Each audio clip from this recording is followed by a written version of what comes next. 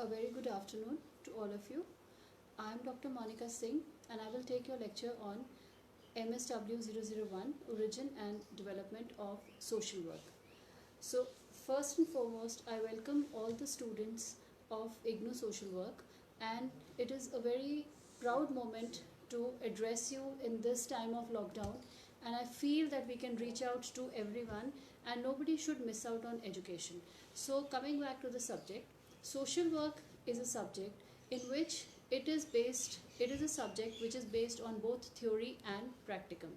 And in this, those students who have taken this subject should be very clear that they are going to work with the society at different levels, in different natures, and in different organizations. What they learn in theory, they have to put it in practice at the grassroots level, working with NGOs, working with the government setup, and working in charitable organizations and so on. So, what is social work basically? Social work is a subject in which you help an individual to help himself. You don't make this individual dependent on yourself, but you make him self-reliant. So, social work profession emerged in the West, and then it came down to India. And I'm sure you must have read about it that social work education emerged in India at the Tata Institute of Social Sciences. So the first chapter of your origin and development of social work is history of social work in the Americas. When you talk about the international social welfare, it basically focuses on developing the social resources and the mechanisms which are beyond the national and regional boundaries to deal with the impact of different social, political and economic circumstances of different types of social work. So when you talk about historical milestones in the development of social work and social work and social welfare originated in ancient European and Asian societies during the period before the Common Era, that is called the BCE, and they developed in the context of broader worldwide historical influences which they had. So according to Robert L. Barker, there are major dates in social work in which there have been different historical milestones which have explained how social work was there during that era. When you talk about BCE 2500, the duties of a king, including care for the sick, the hungry and the homeless, have been mentioned in the books of the dead, Egyptian papyrus scrolls, and placed in the pyramids when you talk about the Egyptian culture. Then when you go to BCE 1750, the king of Babylonia, Hammurabi, he started a code of justice asking people to help each other in the times of need. Then going back to when you talk about Greece, in Greece the act of love for the humanity or philanthropy was introduced, and people were encouraged to donate money for the common good. Then when you talk about Islam, in Islam, Muslims, they believe that paying the zakat to help the poor is one of the 5 pillars of Islam. So what I'm trying to tell you is, in every religion, every country, there is a way of contributing to the society. And social work is a subject which is not only just theory. What you learn in theory, we basically work in the field. So when we work in the field, we are basically working in what? We are working with diverse societies, we work in communities, we work in hospitals, we work in correctional homes, we work in family counseling centers, we work in educational institutions. So there are different diverse areas where a social worker is working and is placed. And in this social work subject also, apart from giving your theory exams, which you have 6 in number, 6 subjects you have, MSW 1 to MSW 006, you also have a practicum. Social work practicum is what? Social work practicum is what is expected out of you in the field. When you join an organization, how are you going to be trained to work over there? So that is the subject, that is MSW 005. So what I was telling you about is social work is a subject which is based on principles, skills, techniques, methods and values. So what are social work principles? Principles are basically something which you follow to undertake any kind of work. Like I told you, we work with the society, we make the society self-reliant. So it's basically working on certain principles.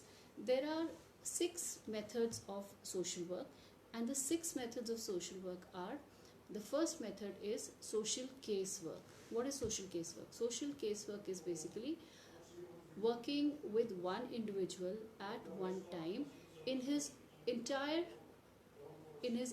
society or his entire setup. So it is called social casework. Then you come to, this is a primary method. Then you come to social group work. What is social group work? Social group work means that you work with a group of people. These group of people are called your clients, and these group of people, where do you find them? You find them in an agency or organization where you are working, or where you as a social worker are placed for your field work. So it's basically working with a group of people for improving or making them aware or sensitizing them, or training them for some kind of work which hampers the development. So then third is community organization. What is community organization? Community organization is the third primary method of social work, and in community organization, the first and foremost is people's participation. Community organization and development, like the term denotes, or like the term itself explains, it means that in a community, a social worker goes and studies the whole community, understands the setup, does the community profiling, and then works with the community for people's participation.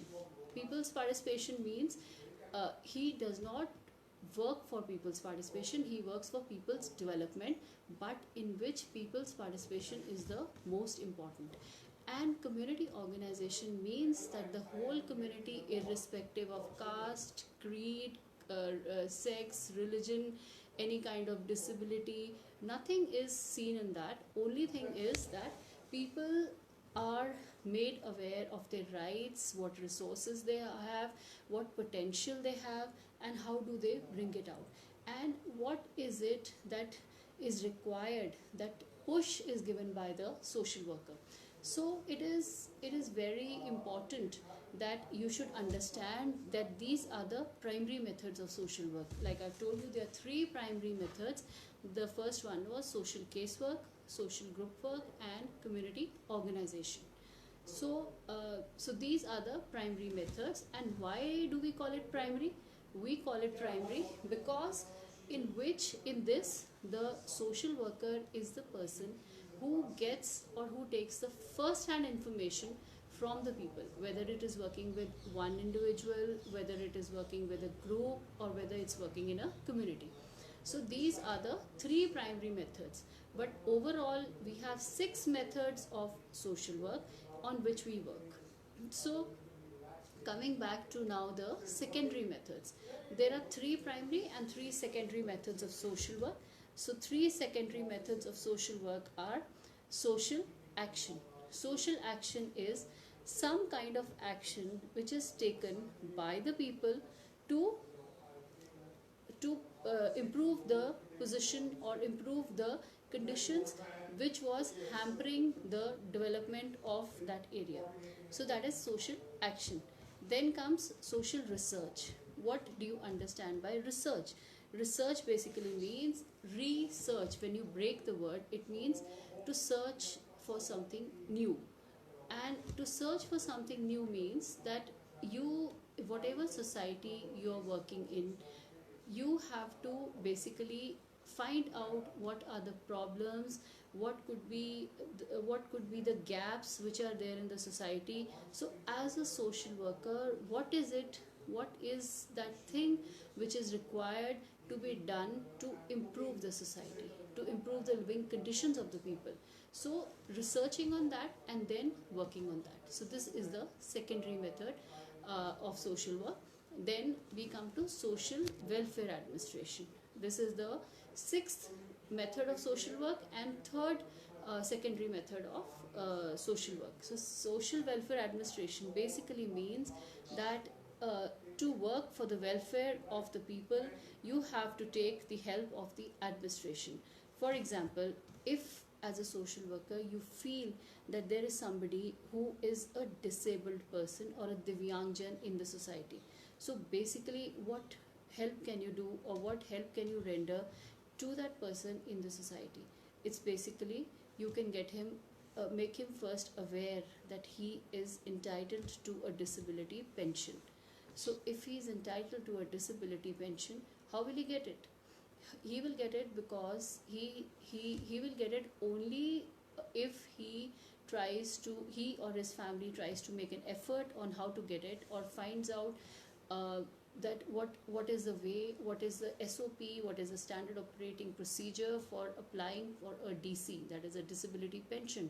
Firstly, he may not be aware that he's to get a disability pension. So this, the social welfare department of that state, wherever that person belongs to, whoever whichever state the person belongs to, he has to first understand, and you as a social worker have the duty to inform him that this is his entitlement, this is his right, and he should avail it. So awareness is the first step. So making the person aware, then introducing him to how to go about it. So then he has to fill up the form, then he has to understand, and the basic eligibility criteria for availing a disability pension is to have a disability certificate. Disability certificate is given from a government hospital, and it should be a government hospital which states that this person is suffering from 40% disability and he's entitled to a disability certificate. Once the person has a disability certificate, only then he is entitled to a pension. So what I was trying to tell you was that social welfare administration means working for the welfare of the people. So I gave you an example of that, that a person who is a disabled person in a community, and you have identified him. So in order to connect him to the services, in order to get him a pension, you have to first make him understand the procedure which has to be followed, and then steps in the administrative part.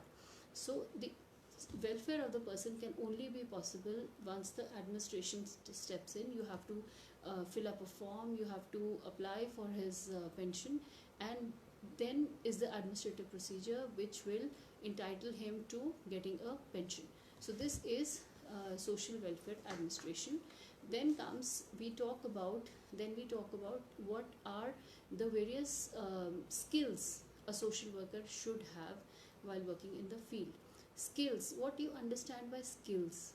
Skills क्या होता है? Skills is kala. What is that skill which a person has when he works in the field? Supposing you go to a community, supposing you go to a village, or you go to an individual, and what makes you think that that individual will accept you, or he will talk to you about his problem and he will open up to you?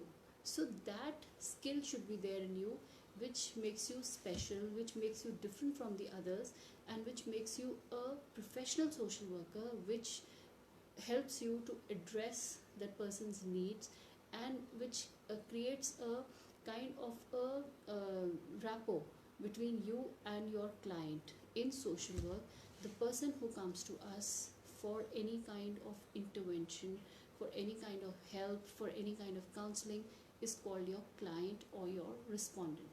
And that person is going to be talking to you only when he is confident enough that you have that skill in you to understand his problem, to show that you are different, to show or to make him realize that yes, you are there to help him.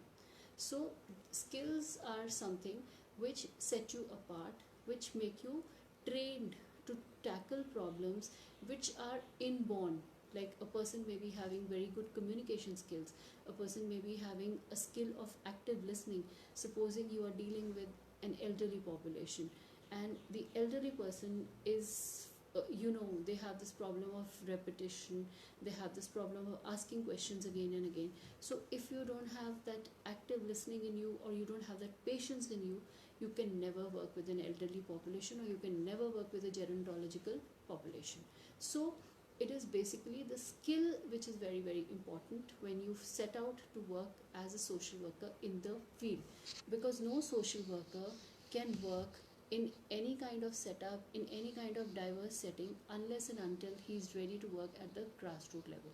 So grassroots level training is very, very important.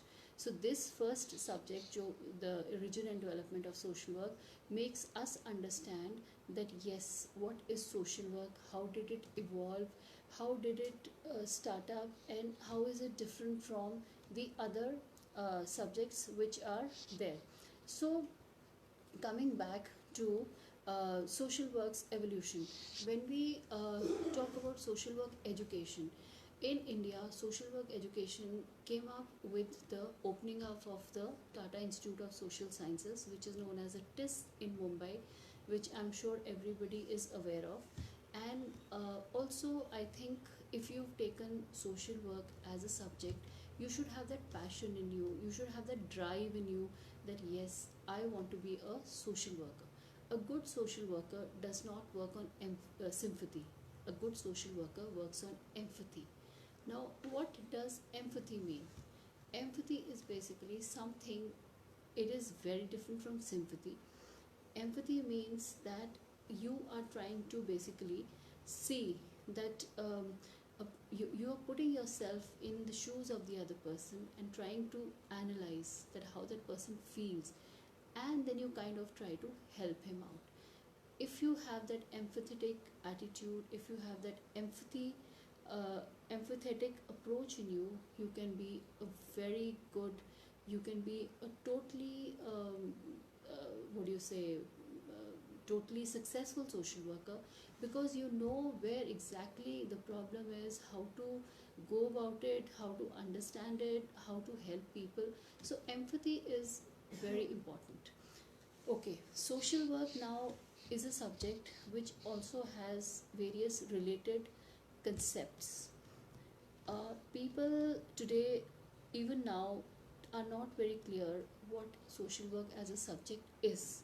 Yes, over the last 2-3 years, the position has changed, because people have started understanding to some or a large extent that social work is, or social workers are not those social workers who go and give some food to somebody, or who go and donate something. It's not that. How social workers are different from people doing social service, people doing charity, people who are philanthropists. It's very different. You have come to this subject, you have come to this profession. So in this profession, basically, you're going to learn, you're going to understand what I have already told you before, the methods, the skills, the techniques, the principles. So what sets you apart from the others is that you are trained, you are qualified in a school of social work, where you know exactly how you have to address the community, in the community, how you have to address an individual, a group, or a society, or a group of people. It could be a rural community, it could be a tribal community, it could be an urban community. So how you're going to address it, what is the approach you're going to have, and what are the skills you're going to use. If application of principle helps you, so what are the principles you're going to apply to work at these primary levels or at the secondary level. So the difference between social work and its related concepts is that, social work is a subject, like I told you, in which you help an individual to help himself. But social service, what is social service? Anybody, anywhere can do social service. It is different from social work. Then social reform. You must have all heard about Raja Ram Mohan Roy. He was a social reformer. Then you have talked about Sundarlal Bahuguna. He was a social activist. who talked about environment, saving the environment, preventing the trees. Then you have also heard about Medha Patkar. Medha Patkar is connected with the Narmada Bachao Andolan when she worked with the displaced people uh, when the Narmada Dam, when this dam was being built up. So she's a very well-known social activist, also from Tata Institute of Social Sciences, and even today, when people try to differentiate who's an activist, who's a reformer, who's doing social service, who's doing charity, who's doing philanthropy, so you should try to understand how you are different, whether you've done your Masters of Social Work or Bachelors of Social Work from a school of social work. It could be a distance mode, it could be a regular mode. So what sets you apart is you are trained in this subject. You are trained to undertake different problems in different settings, different organizations, and the skills you use, the techniques you apply, the principles you apply to handle an individual, to handle a group, or to handle a community. So different concepts are there which are not exactly social work, but they are social service, social reform, social justice. Then charity is there, philanthropy is there. So these are all related terms of social work. These are not exactly social work. This is not exactly social work. So we must understand that this is different. So this is different. Once you get the difference, and once you explain the difference to people, that yes, this is the difference between what I am doing or what we as social workers are doing, and what is exactly the person anybody doing social service, anybody going and giving some kind of money, some kind of something in kind. So that is charity. And a philanthropist is who?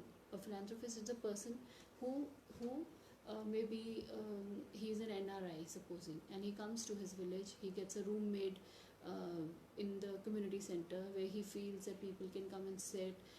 He donates for some kind of a sports club for the youth.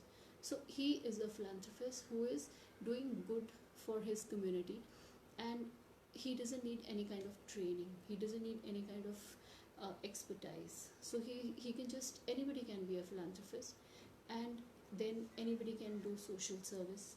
So you don't have to be trained, you don't have to be working on principles, you don't have to be working on skills or techniques or methods. So this is what sets you apart. So this is what today I wanted to tell you about, the introduction to social work, that we as professional social workers, we as social workers are different.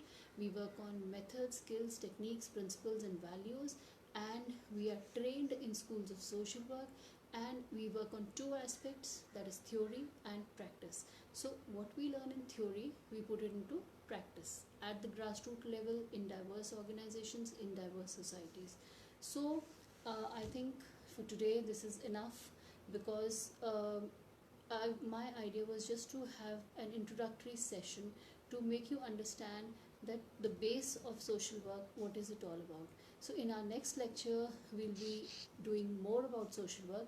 So thank you very much. I hope you were able to understand what I was trying to tell you. And this was Origin and Development of Social Work. So till the next lecture, thank you so much.